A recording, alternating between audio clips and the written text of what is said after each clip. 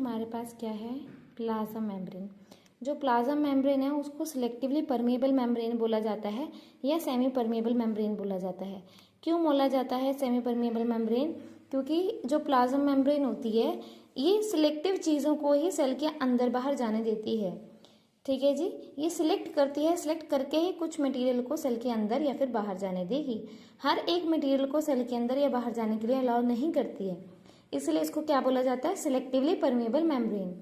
बेटा अगर इसकी कॉम्पोजिशन की बात करें तो it is made up of the lipid की बाइलेयर, जिसको हम फॉस्फोलिपिड भी बोलते हैं। तो लिपिड के 2 लेयर्स होती हैं, राइट। बड़े ध्यान से देखेंगे, ये एक स्ट्रक्चर है जिसमें आपको ये सर्कल सर्कल हेड दिख रहे होंगे बेटा जी। ये जो आपको सर्कल सर्कल हेड दिख रहे हैं इसको हेड ही बोला जाता है, राइट। और ये क्या होते हैं, हाइड्रोफिलिक होते हैं। हाइड्रोफिलिक मतलब वाटर लविंग। ये जो मैंने ब्लू कलर का यहाँ पे डॉट डॉट लगाया है ये मैंने वाटर मॉलिक्यूल रिप्रेजेंट किए हैं। तो ये क्या है, हाइड्रो मतलब वाटर, फिलिक मतलब लविंग। ये वाटर लविंग होते हैं, इसलिए ये बाहर वाली तरफ होते हैं। अगर हम अंदर देखिए, अंदर क्या है, टेल वाली साइड्स हैं। जो टेल होती हैं वो क्या होती हैं, हाइड्रोफोबिक। हाइड्रोफोबिक का मतलब क्या आता है, हाइड्रो का मतलब होता है वाटर एंड फोबिक का मतलब होता है फोबिया। हम कहते हैं ना हमें फोबिया है, फोबिया मतलब क्या, डर होता है, राइट। तो इसलिए ये अंदर की तरफ होती हैं। अगर हम देखें कि जो प्लाज्मा मेम्ब्रेन है इसकी कॉम्पोजिशन क्या है, तो कॉम्पोजिशन ये है कि एक तो ये किससे बनी हुई है, हेड से बनी हुई है, ठीक है जी। और हेड और टेल को क्या बोलते हैं, फॉस्फोलिपिड की 2 लेयर्स होती हैं, राइट। हेड जो है हाइड्रोफिलिक है और टेल है हाइड्रोफोबिक है। अगर हम देखें, मैम ने ये ग्रीन ग्रीन कलर का क्या बनाया बेटा, ये मैंने कुछ प्रोटीन्स बनाए हैं। कहते हैं जो प्लाज्मा मेम्ब्रेन है वो किससे बनी हुई है, ये बनी हुई है एक तो प्रोटीन से प्लस एक लिपिड से बनी हुई है। प्रोटीन प्लस लिपिड मिलाएंगे तो हमारे पास जो है प्लाज्मा मेम्ब्रेन की कंपोजिशन आ जाएगी, राइट। तो ये आपको जो दिख रहा है, these are the proteins, right. हमारे पास 2 तरीके की प्रोटीन होती है, जो तो साइड साइड में लगी होती है उसको हम पेरिफेरल प्रोटीन बोलते हैं, जो बीच में बिल्कुल इंटेग्रेट होती है उसको हम इंटेग्रल प्रोटीन बोलते हैं, राइट। अगर हम देखें कि हमारे आरबीसीज में क्या क्या कॉम्पोजिशन है, तो आरबीसीज में प्रोटीन कितने, 52%, फैट कितना, 40%, राइट। और अगर हम बात करें कि ये जो मेम्ब्रेन्स हैं इनमें जो ट्रांसपोर्टेशन ऑफ द मॉलिक्यूल्स होते हैं, जैसे आपको यहाँ पे दिख रहा होगा CO2 बाहर जा रहा है, O2 अंदर आ रहा है, तो ये होते किस मैकेनिज्म से हैं, ये जो ट्रांसपोर्ट अक्रॉस द मेम्ब्रेन होती है ये होती कैसे है बेटा, इसी में बच्चे कंफ्यूज रहते हैं। लेकिन मैं आपके लिए सिंपल सा टॉपिक सिंपल वर्डिंग में लेकर आई हूँ, ठीक है जी। अगर आप देखेंगे इसमें क्या है, ट्रांसपोर्ट अक्रॉस द मेम्ब्रेन। तो हमारे पास 2 तरीके का ट्रांसपोर्ट होता है, पैसिव ट्रांसपोर्ट, एक्टिव ट्रांसपोर्ट। बेटा जी एक चीज हमेशा याद रखना, active, A for active, A for ATP. ATP क्या होती है, energy currency of the cell. जो एक्टिव ट्रांसपोर्ट होता है उसमें एटीपी यूज होती है, एटीपी रिक्वायर होती है, ठीक है जी। और जो पैसिव होता है उसमें हमें कोई भी एटीपी की रिक्वायरमेंट नहीं होती है। मैं एक सिंपल से एग्जांपल देती हूँ, ठीक है, ठीक है। उसको आपने लिखना नहीं है यहाँ पे, बट समझने के लिए दे रही हूँ, राइट। जो एक्टिव ट्रांसपोर्ट है उसको एनर्जी चाहिए बेटा जी। जो हमारा कॉन्सेंट्रेशन ग्रेडियंट होता है वो हमेशा क्या होता है, from higher concentration to lower concentration. यदि बेटा आप कभी राम से चढ़े हो या फिर आप कभी सीढ़ियाँ चढ़े हो तो आपको ज़्यादा एनर्जी लगती है, रैदर देन जब आप सीढ़ियों से नीचे उतर रहे हो। जब आप ऊपर से नीचे आ रहे हो तो आपको एनर्जी कम लगती है, जब आप नीचे से ऊपर जाते हो तो आपको एनर्जी ज़्यादा लगती है। तो जहाँ पे आपकी एनर्जी लग रही है वो क्या है, एक्टिव ट्रांसपोर्ट। यहीं से आपको आपका सेकेंड पॉइंट याद हो जाएगा कि it is with the help of proteins and substance are moved against, क्या बेटा, अगेंस्ट द कॉन्सेंट्रेशन ग्रेडियंट। मतलब कि from lower concentration to higher concentration, from lower concentration to higher concentration. वैसे बेटा अब हम देखते हैं पैसिव ट्रांसपोर्ट। पैसिव ट्रांसपोर्ट में हमने पढ़ा इसमें कोई एटीपी की रिक्वायरमेंट होती ही नहीं है, कोई एनर्जी नहीं चाहिए इस ट्रांसपोर्ट को।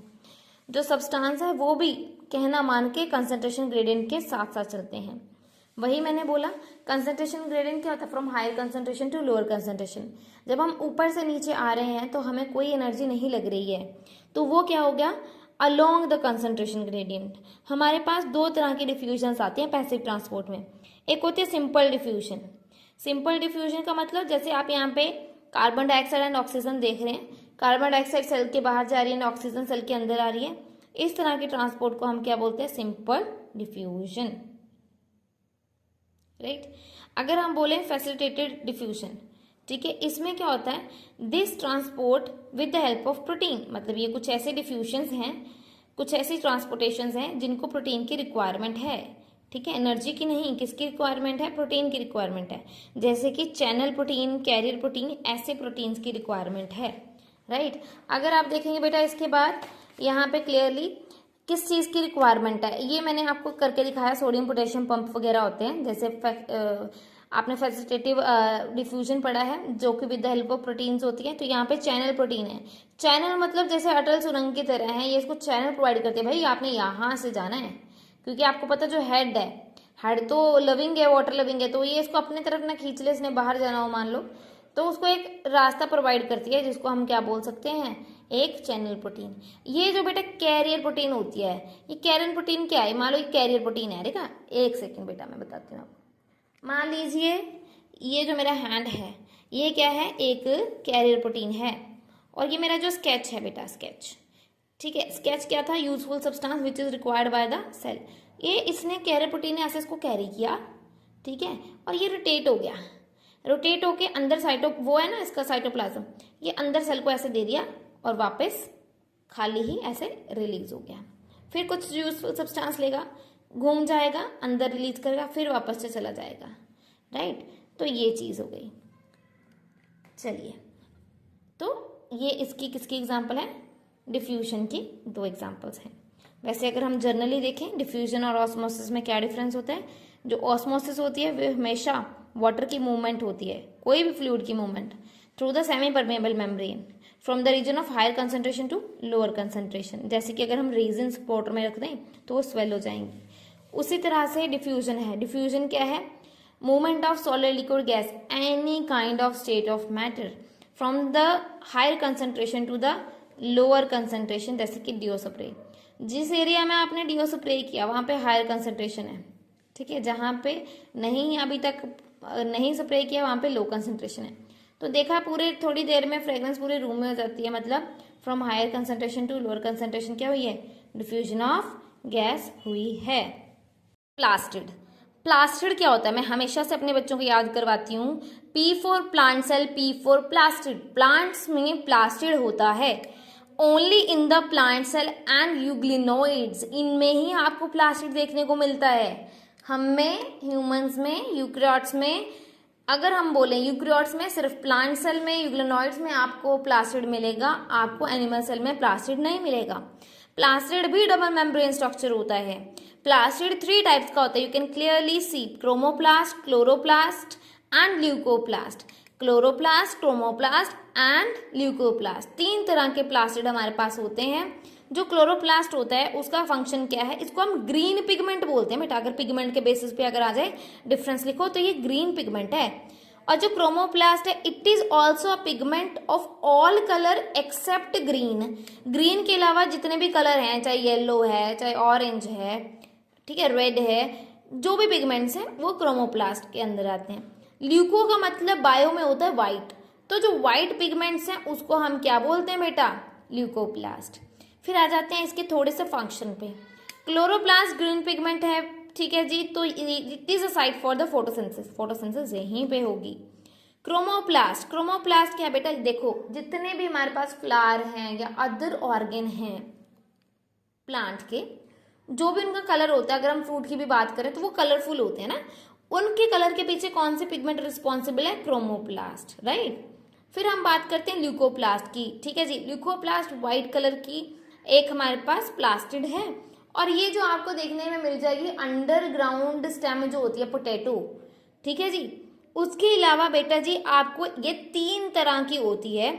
एक तो फंक्शन के बेसिस पे ये स्टोर करती है प्रोटीन, उसको हम एल्यूरोप्लास्ट बोलेंगे। कुछ ल्यूकोप्लास्ट होते हैं जो फैट को स्टोर करते हैं, इसलिए उनको इलायोप्लास्ट बोलते हैं। कुछ ल्यूकोप्लास्ट होते हैं जो कार्बोहाइड्रेट को स्टोर करते हैं, उनको हम अमाइलोप्लास्ट बोलते हैं, ठीक है जी। Protein aleuroplast, store fat elaioplast, store carbohydrate amyloplast. तो ये हमारे पास ल्यूकोप्लास्ट की 3 कैटेगरीज होती हैं। Right, then coming to the structure of chloroplast. Chloroplast का स्ट्रक्चर बहुत ही सिंपल है। क्यों? क्योंकि ये आपके मैथ में जो आपका डी होता है, ठीक है, जिसका प्रोटेक्टर जो भी बोलते हैं, जो डी होती है आपकी स्केल के साथ आपको ज्योमेट्री में मिलती है, ठीक है जी, उसकी तरह ही इसका स्ट्रक्चर होता है, ग्रीन कलर का होता है। इसमें भी दो मेम्ब्रेन्स होती हैं, एक आउटर मेम्ब्रेन होती है, you can clearly see outer membrane, inner membrane, right. अब आउटर इनर मेम्ब्रेन तो ठीक है मैम, ये क्या है बीच में फ्लूइड, इसको हम बोलते हैं स्ट्रोमा। इसमें डार्क रिएक्शंस होती हैं, शुगर की फॉर्मेशन होती है। In higher classes you will learn about C3 cycle, उसको हम कार्बन साइकिल भी बोलते हैं, वही यहीं पे होता है। यहाँ पे इसके पास भी खुद का सर्कुलर DNA है, तभी इन दोनों को, चाहे क्लोरोप्लास्ट हो चाहे आपसे पूछ लिया जाए माइटोकॉन्ड्रिया, ये दोनों ऑर्गेनेलीज क्या हैं, सेमी ऑटोनोमस, बिकॉज ये सेल के अंदर रहते हुए भी इनके पास इनका खुद का इंडिपेंडेंट क्या है, इनके पास इनका खुद का इंडिपेंडेंट DNA है, सर्कुलर DNA है, जिसके कारण ये क्या कर सकती हैं, रेप्लिकेट कर सकती हैं, डुप्लीकेट कर सकती हैं। और आपको जो यहाँ पे दिख रहा है ये येलो येलो सा, ये क्या है, इनके खुद के राइबोसोम्स, क्या हैं, राइबोसोम्स। फिर बेटा यहाँ पे आते हैं, यहाँ की बात करें तो एक अगर क्वाइन जैसा स्ट्रक्चर है तो उसको थैलेकोइड बोलेंगे, और अगर एक स्टैक ऑफ ग्रेना है उसको हम ग्रेना बोलेंगे। स्टैक ऑफ थैलेकोइड है तो उसको हम ग्रेना बोलेंगे, अगर एक सिंगल है तो थैलेकोइड बोलेंगे। Is that clear? अगर सिंगल एक चीज को मैं पेंसिल से डार्क कर देती हूँ, इसको हम क्या बोलेंगे, थैलेकोइड। अगर थैलेकोइड का पूरा एक स्टैक है उसको हम क्या बोलेंगे, ग्रेना, ठीक है जी। और इन्हीं के अंदर क्या होती है, ATP के सिंथेसिस होती है।